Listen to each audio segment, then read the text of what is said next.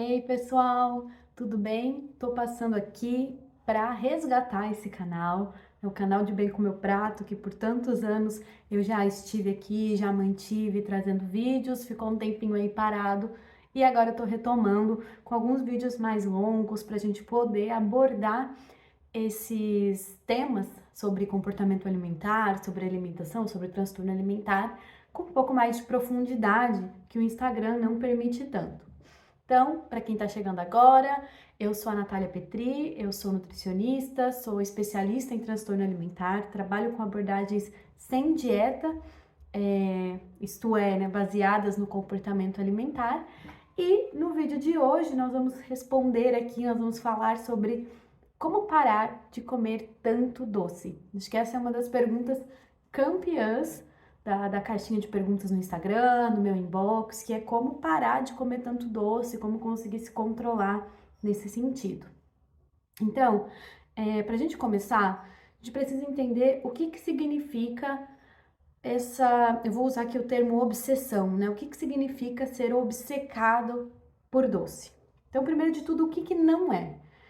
Ter uma obsessão por um alimento, né, como pelo doce, não é uma questão de gula, tá? Não é uma questão de falta de força de vontade, não é uma questão de você ser guloso, não é isso.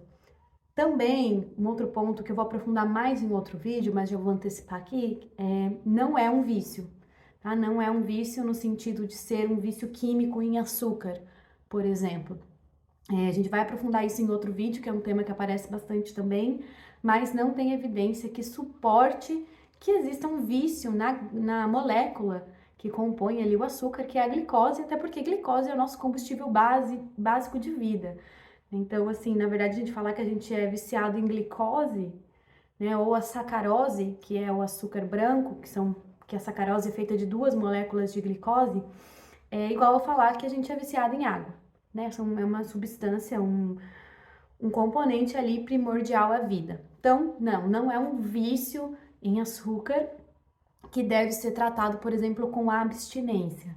Alguns profissionais, eles atuam com a questão da abstinência, né? Então, você cortar o doce da sua vida, mas na minha experiência, no que eu estudo, eu vejo que para a maioria das pessoas isso não funciona. O que costuma acontecer é que a pessoa ela até consegue ficar alguns dias, ou às vezes até um período maior, sem ingerir nenhum alimento rico em açúcar, porém, em algum momento ela acaba comendo, né? E aí a gente vai entrar nos fatores do porquê que isso acontece, né? Por que a pessoa ela é tão obcecada por o açúcar, ou melhor, né, por doces. Então a gente precisa entender o que é a obsessão em um alimento ou a obsessão por doce. A gente pode pensar que isso não é o problema em si, mas os sintomas. Se a gente for pensar num iceberg, a obsessão pelo doce, ela estaria naquela pontinha ali para fora da água. É aquilo que a gente está vendo, é aquilo que você está sentindo, que você está percebendo.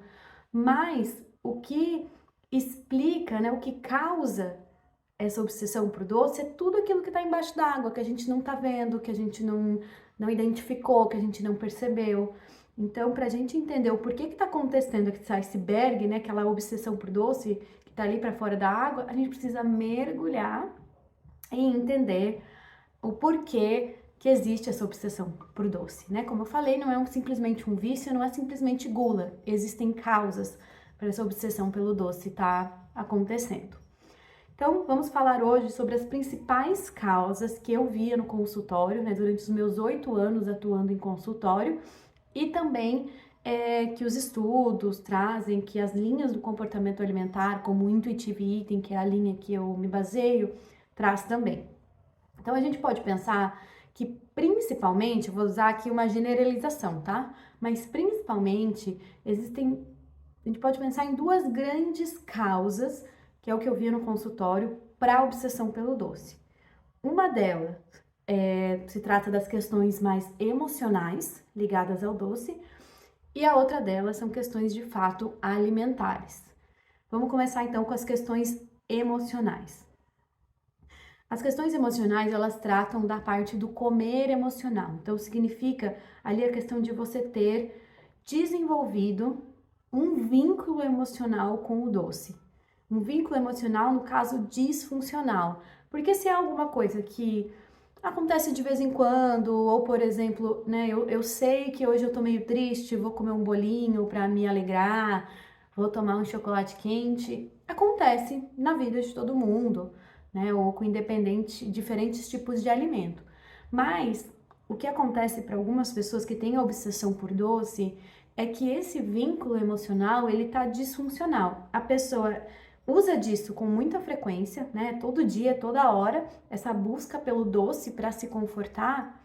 Mas eu acho que, na verdade, até o que é pior, mais complicado, né, do que a frequência, é a questão da inconsciência. Então, para essas pessoas, né, caso você se identifique com isso, com a questão da obsessão com doce, muitas vezes ela não tem nem consciência de que aquilo é uma emoção. Geralmente é assim, geralmente a pessoa ela sente assim ai, que vontade de comer um doce. Ai, que vontade de comer um chocolate. Ai, que vontade de comer, né, algum alimento específico. Isso, a pessoa nem consegue ali identificar que existe um desconforto, que existe uma emoção. Ela já só sente essa vontade. Então, esse caminho de entender que emoção é essa e por que eu uso o doce como uma estratégia para lidar com essa emoção é o caminho que a gente faz quando a gente pensa em tratar essa questão da obsessão com o doce. Então, a gente precisa entender quando que você busca esse doce, né? Se você está sentindo alguma coisa naquele momento, que emoção é essa? E a partir de identificar essa emoção é que também, com o tempo, você vai construindo outras estratégias para lidar com essa emoção, que não seja só o doce. E essa questão emocional, ela é muito interessante porque muitas vezes é algo que a gente já traz desde a infância. A gente já tem na nossa sociedade essa cultura de não ter uma boa educação emocional, né? Então, desde criança a gente já não é ensinado, né? Os nossos pais não foram ensinados, a gente também não foi ensinado a entender as nossas emoções e necessidades. Então, muitas vezes eu não sei dizer se eu tô triste, se eu tô ansiosa, se eu tô frustrada, se eu tô nervosa.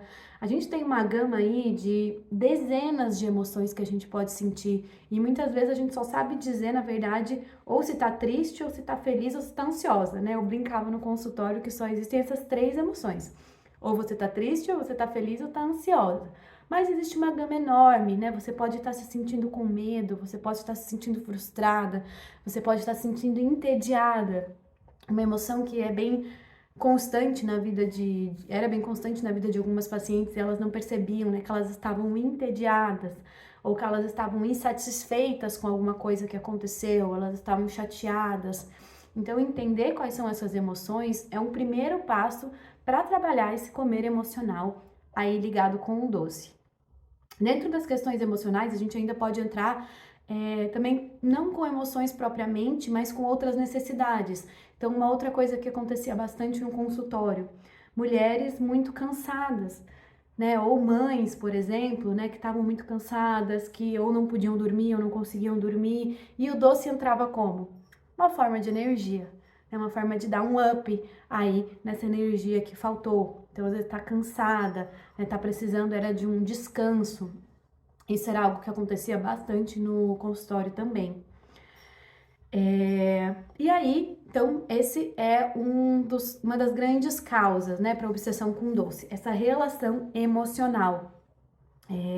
Como eu falei, que muitas vezes frequentemente, na verdade, já vai se desenvolvendo desde a infância. A gente vai crescendo sem saber dar nome às emoções. Então, eu não sei dizer ali o que eu tô sentindo, o que eu tô precisando, e também temos essa cultura já de comer também as emoções, né? Então, às vezes a criança cai e rala o joelho. E aí ela chora, daí a gente já vem correndo com o pirulito, né? Calma, olha aqui, vai passar, vai passar. Sendo que não tem problema o pirulito, né? Ou o pirulito depois da vacina, não é isso, mas o que falta é o aprendizado, né? Assim, olha, filho, você caiu, você tá chorando, eu entendo, tá doendo, você tá de repente se sentindo com vergonha, você tá se sentindo frustrado.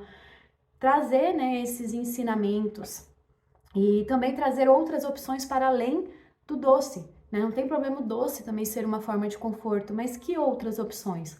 Às vezes a criança está precisando ali de um abraço, ela está precisando de um colo, ela está precisando ficar num cantinho que ela se acalme. Então, todo esse aprendizado emocional muitas vezes nos falta, né, no decorrer do nosso crescimento, hoje como adultos, e também a gente aprendeu muitas vezes a usar a comida dessa forma, né, usar a comida para me confortar, para me preencher, para acalmar a ansiedade, né, que é aquela sensação aqui.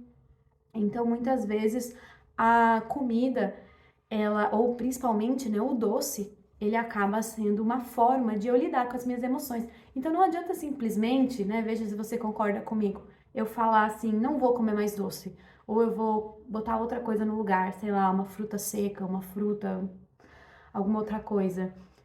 Existe aquela emoção, aquelas necessidades não atendidas, e que se eu não souber identificar, que eu não souber trabalhar isso, eu vou correr atrás do doce em algum momento, eu não vou conseguir sustentar essa abstinência. Então, esse é um dos primeiros pontos que é interessante a gente observar. Até se você for buscar ajuda profissional, é interessante que o profissional tenha uma experiência aí com a questão do comportamento alimentar, né? Tanto nutricionista e também um psicólogo para te ajudar a entender, né, essa bagagem emocional, esse comer emocional que pode estar levando à obsessão pelo doce. Estou fazendo aqui um vídeo bem geral para a gente iniciar o tema, mas o plano é continuar esmiuçando essas questões nos próximos vídeos. E também fazendo parte desse panorama, vamos falar agora de uma segunda grande causa para a obsessão pelos doces, que é as questões alimentares. Em que sentido, Natália? No sentido de que hoje aí também, né, nessas últimas décadas, com essa questão da era fitness, né, com essa questão da maior preocupação com a alimentação saudável, mas que tem extrapolado, né, tem ficado alguma coisa meio tóxica, né, em que todos os alimentos agora são vilões, né, antes a gente não podia comer o ovo, agora só pode comer o ovo, mas não pode comer pão. Então toda essa confusão muitas vezes faz com que a gente fique perdido mesmo em relação à nossa alimentação e acabe fazendo muitas restrições. Então, por exemplo, uma causa para a obsessão por doce que eu via no consultório é o caso de minhas pacientes que estavam fazendo dietas muito restritivas. Ou também podemos falar também principalmente da tal dieta low carb. Então, elas cortavam muitos alimentos.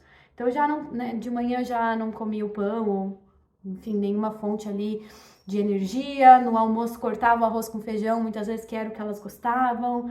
Muitas vezes as quantidades também daquilo que elas se permitiam comer já era insuficiente. E aí, o que acontece quando a gente está se alimentando em uma quantidade insuficiente ou está faltando um nutriente importante aí como carboidrato? O nosso corpo aumenta a nossa fome, ele aumenta a nossa procura por carboidrato. Então, por exemplo, um dos mecanismos é a liberação de um neuropeptídeo chamado neuropeptídeo Y, que faz você ficar assim obcecado por carboidrato. E além do mau humor que acontece nesse meio termo aí, nesse meio aí da dieta, né? E aí o que acontece, né? Você tá sedento por carboidrato, você tá com fome, você ainda tá mal-humorado. Muitas vezes, onde que você encontra um conforto, um lugar que pode atender tudo isso? É no doce, né? O doce, ele vai te trazer essa energia que tá faltando, né? Vai saciar um pouco a sua fome, vai te dar um conforto, até voltando na questão do conforto emocional. E muitas vezes, então, a gente tá mais obcecado por doces, ou até mesmo, né, por fontes de carboidrato em geral, justamente porque a gente tá comendo muito pouco de fontes de energia. Então, esse é um dos exemplos aí dos fatores alimentares que fazem com que a gente fique mais obcecado por doce. Um outro fator alimentar é a própria proibição do doce. Então, a gente tem esse aprendizado aí de que o doce é algo muito ruim, que o doce é um vilão, né? Que a gente não pode comer doce, que ele faz mal, que ele engorda. Só que a gente precisa entender que a gente vive numa cultura que existem doces. Os doces geralmente estão associados já desde a infância, né? Fazendo o próprio link ali com o comer emocional. Há momentos bons, há momentos de comemoração, né? Há momentos de alegria, há afeto. Então, os doces fazem parte da nossa cultura, eles fazem parte da nossa vida e simplesmente tentar fugir deles não é sempre a melhor opção. Então, talvez para você o doce seja algo importante, assim como é para mim, né? Eu gosto de um docinho, eu gosto da minha sobremesa, eu gosto de um chocolatinho, adoça o meu dia, complementa a minha refeição e pode fazer parte do seu dia a dia. Só que daí o que que acontece? Você tem esse aprendizado aí de que não pode comer doce, então você corta o doce da sua vida, sendo que é algo que você gosta, que é importante para você. E aí, o que que acontece quando a gente proíbe algo aí que é importante pra gente? A gente fica mais obcecado. E aí tem um nome para isso, que é a teoria do fruto proibido. Quanto mais a gente proíbe um alimento ali que é importante pra gente, mais a gente fica obcecado por esse alimento. Ai, Natália, mas a questão do doce, do chocolate, não é porque ele é rico em açúcar e gordura, então ele é mais agradável, né, para as nossas papilas. O termo que a gente utiliza para isso é palatável, então é um alimento mais palatável. Sim, o chocolate é um alimento que agrada as nossas papilas gustativas, porque ele é rico em açúcar, ele é rico em gordura e nos dá esse prazer. Porém, nos meus anos de consultório, inclusive, eu atendi muitas pessoas com compulsão alimentar, por exemplo, por banana. Então a pessoa ia lá, tinha ali esse ímpeto de comer uma dúzia de bananas. Atendi pessoas que tinham compulsão por arroz, que não são alimentos extremamente palatáveis, né? Que dão esse prazer ali nas papilas. E para esses casos em que eu tô contando para vocês, o que acontecia era justamente que essas pessoas tinham uma proibição de quais alimentos? Do arroz com feijão, da banana. E aí, bem interessante, né? Porque eu atendi, até ano passado eu realizava atendimentos em consultório, foram 8 anos, e lá nos meus primeiros anos atendendo, as pessoas traziam mais obsessão e compulsão, comer compulsivo, realmente por doces, né? Por bolos, por alimentos com mais gordura, né? Alimentos mais palatáveis mesmo. Mas com o decorrer do avanço do terrorismo ao carboidrato, né, aí por meio das dietas low carb, eu comecei a atender muitas pessoas com compulsão por banana, comer compulsivo com manga, com arroz. Então, isso mostra também o impacto da questão da teoria do fruto proibido, né? Quanto mais a gente proíbe aquele alimento que é importante pra gente, mais ele se torna aí uma fonte de obsessão.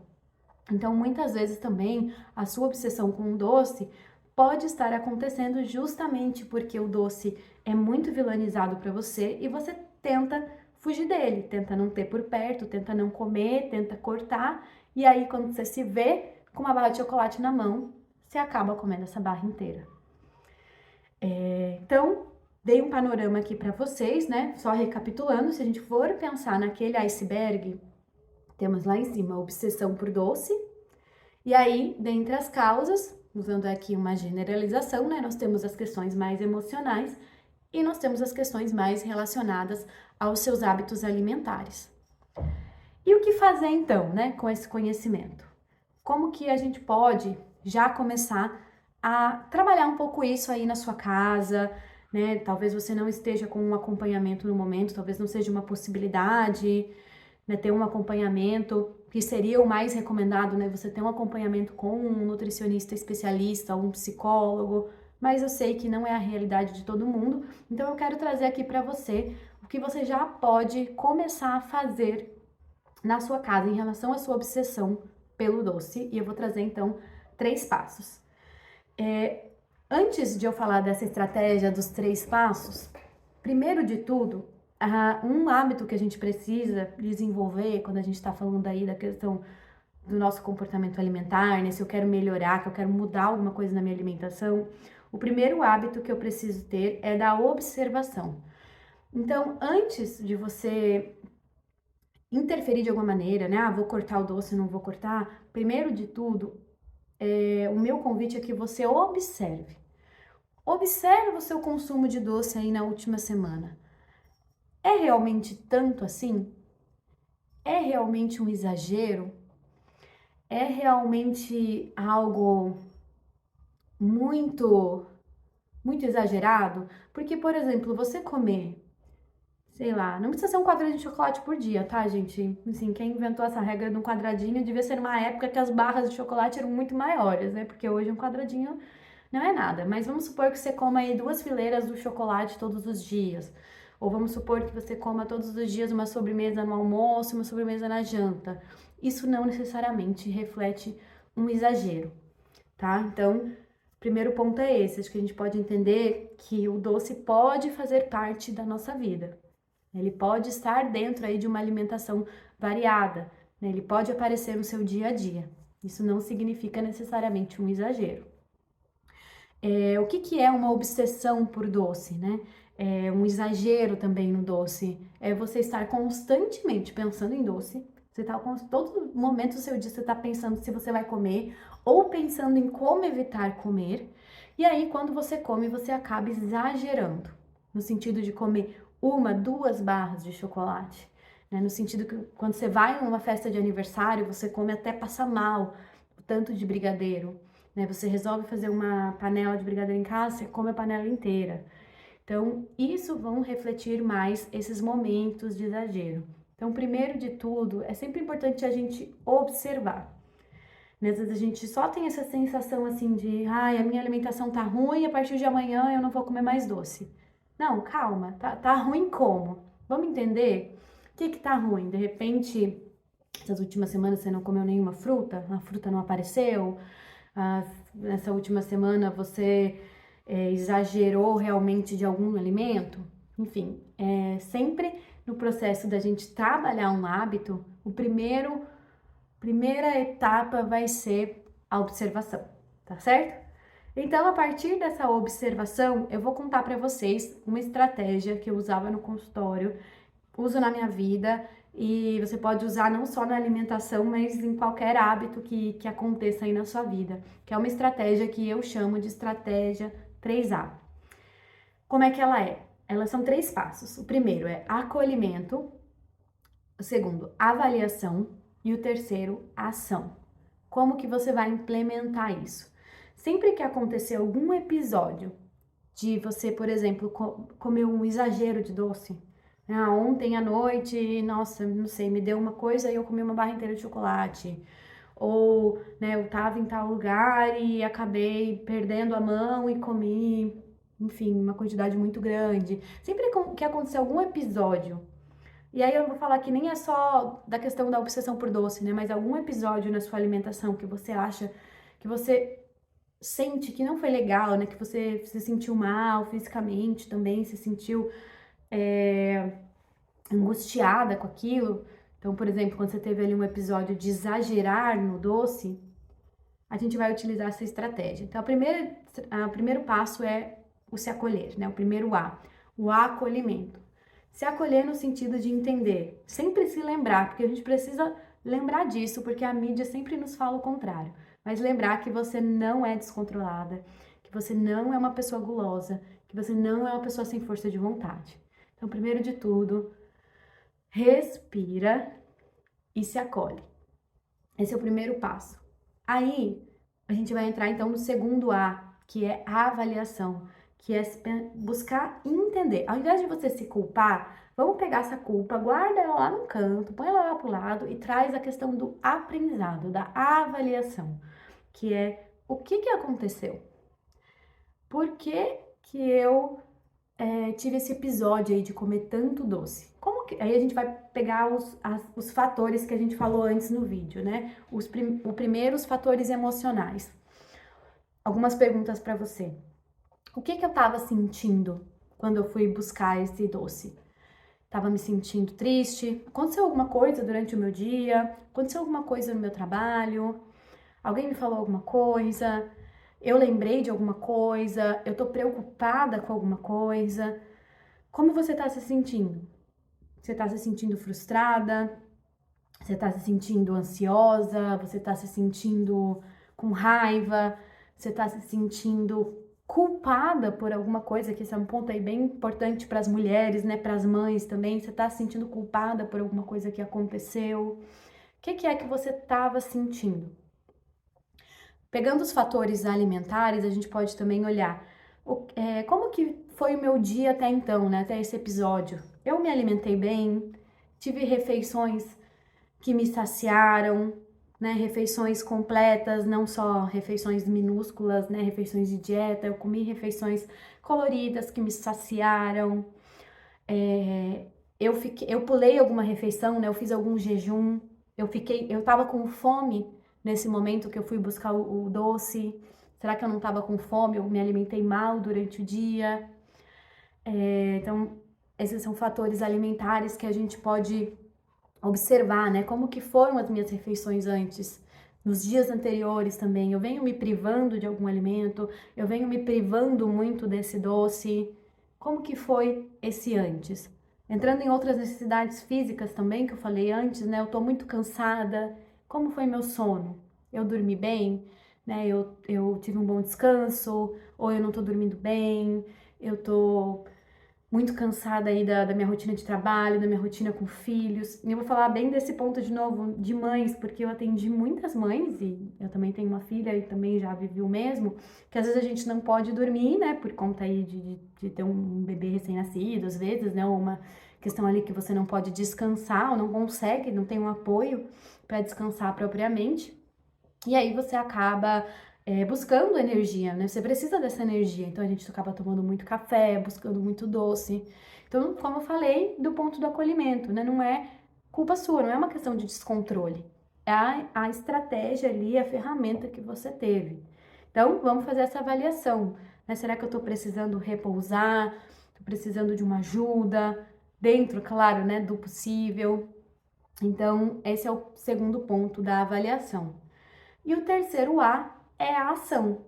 A partir dessa avaliação, eu posso fazer uma ação. Então, ao invés de eu fazer aquele caminho de, nossa, exagerei no doce, então a partir de amanhã eu não vou comer doce, que provavelmente é um caminho que você já fez muitas vezes e continua se repetindo, né? Porque sempre se repete esse ciclo, você restringe e acaba exagerando de novo. Vamos fazer diferente. Então, eu comi esse exagero de doce, me acolho, avalio e a partir disso eu ajo. Então vamos supor aí que você fez essa avaliação e percebeu que alguém fez um comentário, que você estava precisando descansar, que você estava chateada, que você estava triste, que você não se alimentou direito durante as refeições prévias, que você veio fazendo aí uma tentativa de restrição, ou que você, por motivos do seu trabalho, da sua vida, você não pôde ter uma refeição e aí buscou no doce.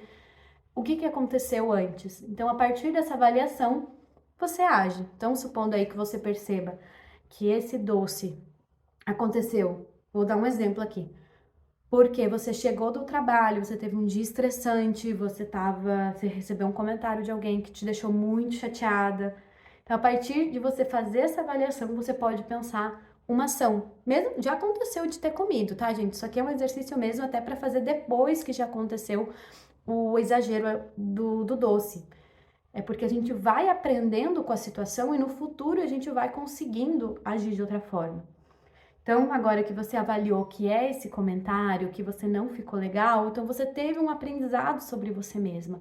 E é muito possível que numa próxima vez, ou às vezes não exatamente na próxima, mas numa outra vez, quando acontecer uma situação similar, você já tenha registrado um novo aprendizado de, ok, quando eu recebo uma crítica assim no trabalho, eu não fico legal, o que é que eu preciso? Será que além do doce, né, que outras formas eu posso me acolher, eu posso resolver essa situação, né? Às vezes eu preciso conversar com essa pessoa, ou às vezes eu preciso trabalhar em mim o recebimento desse tipo de crítica, né? Pegando um exemplo aqui.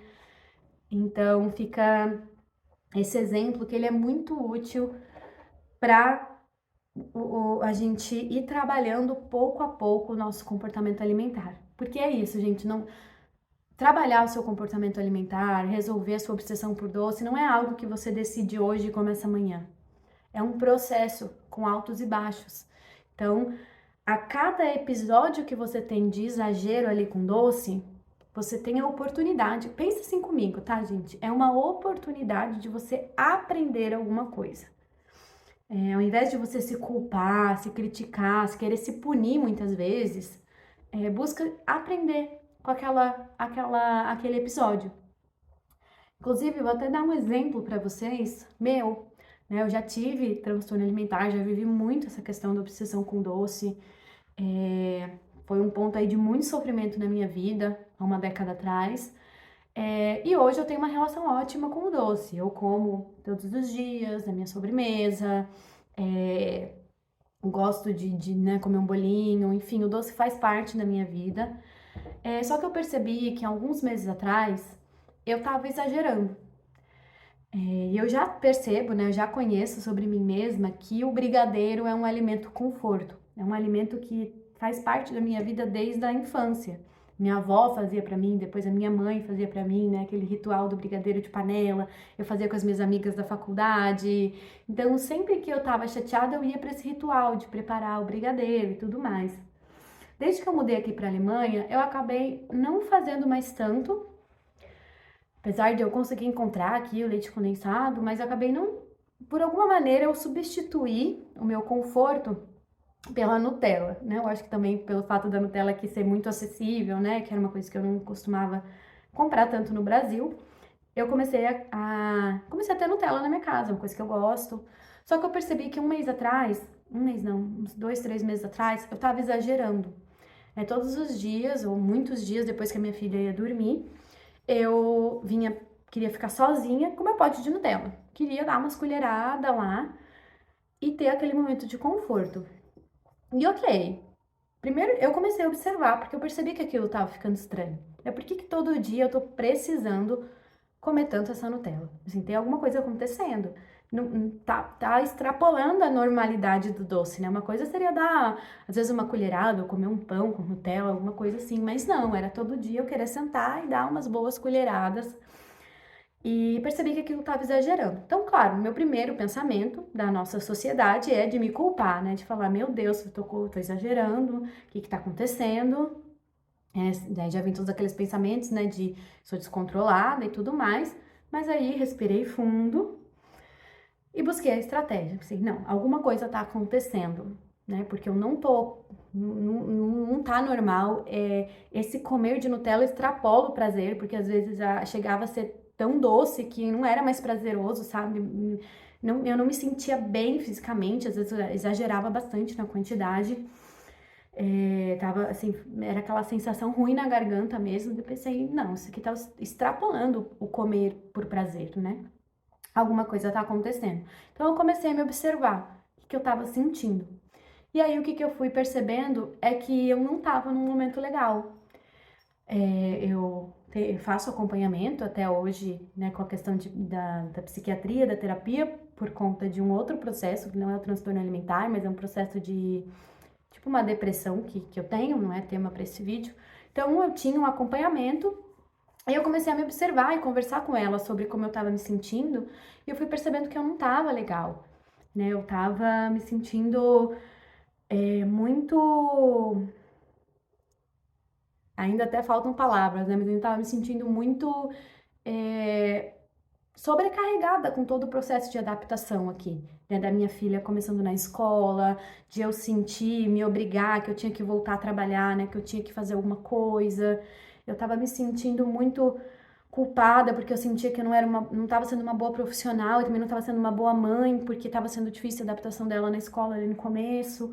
Então, quando a minha filha ia dormir, e meu marido frequentemente vai dormir junto com ela, né?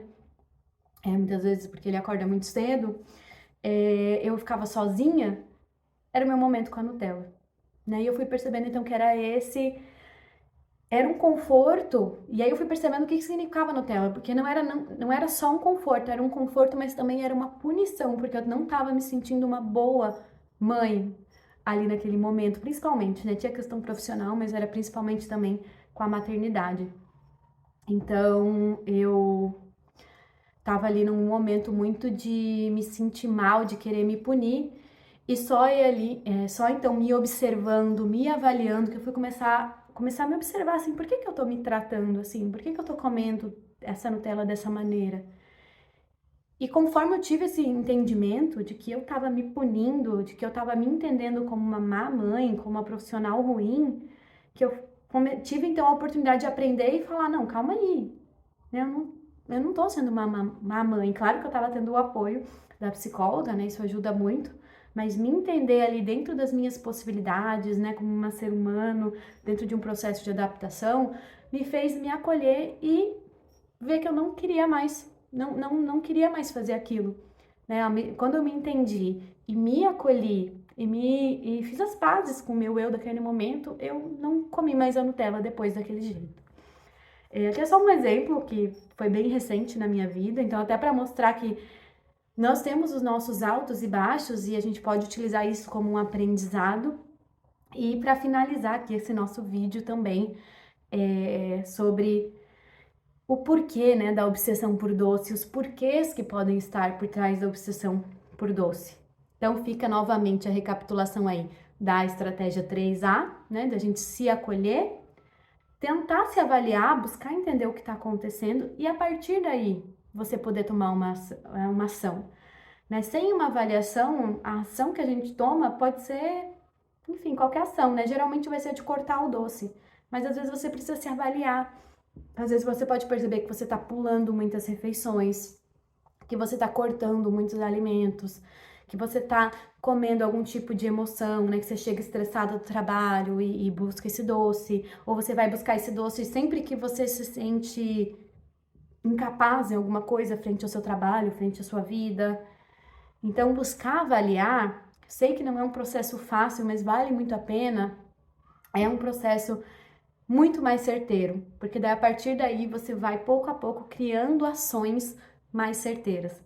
Então, como eu falei, quando eu percebi que eu estava fazendo aquilo porque eu me sentia uma má mãe, eu fui agir no sentido de entender realmente, assim, eu sou uma má mãe, eu fui ressignificar aquilo, né? E consegui então trabalhar em cima daquilo que estava acontecendo. Espero que tenha feito sentido para você esse vídeo e nos vemos aí nos próximos vídeos para continuar explorando o seu comportamento alimentar e te ajudando a viver de bem com o seu prato.